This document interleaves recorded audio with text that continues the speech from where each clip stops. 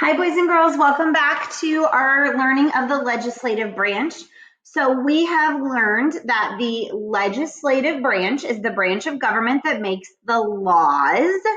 We also learned that they work out of the Capitol building in Washington, D.C., and that the legislative branch is made up of the Senate and the House of Representatives, but together we call those the Congress or Congress. We talked about that the Senate was created for the small states and is made up of 100 senators, and the House of Representatives makes the large states happy with 435 people. We talked about that the legislative branch makes laws and decides how much money the government can spend and how much they can have us charge in taxes.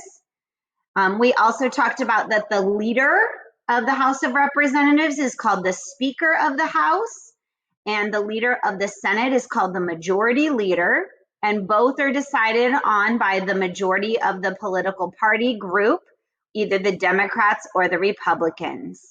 And finally, we talked about the ways that someone can become a member of Congress for both the House of Representatives and the Senate. So today we're going to do our follow-up questions. So grab your questions and your reading. Your questions are on page 23 and your reading is on page 3. And we are going to fill in the after column today, the after column with our true, false. So let's start with number 1. The Speaker of the House is the leader of the entire legislative branch. If we read that the Speaker of the House is the leader of the entire legislative branch, you're going to put true in the after box. If we did not say that, you're going to put false. The Speaker of the House is the leader of the entire legislative branch. Statement number 2 says, every state gets to elect 2 senators. You remember we talked about that the Senate is for the small states. So look back if you need to. Every state gets to elect 2 senators, true or false. Put that in your after box. And the third statement today says there are different requirements for becoming a representative than for becoming a senator. We read about that at the end about becoming a member of Congress and what it takes. So look and see if they are different for both, and then put true or false in your after box. You should now have your after column filled out. And remember, your answers might be different than what you thought before, and that is okay.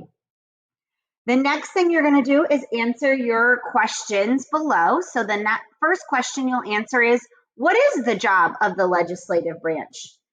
Look under your section that says the job of Congress and tell us what is the job of the legislative branch. Question number 2 says, why is the legislative branch divided into 2 groups? We read that in that first section about it being divided into the House and the Senate. Why? Why is it divided into those 2 groups?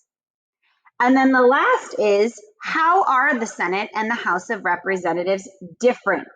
What are some things that are different in each of those groups? After you're done filling in your questions on your paper, either submit it through Schoology or turn it in to your teacher.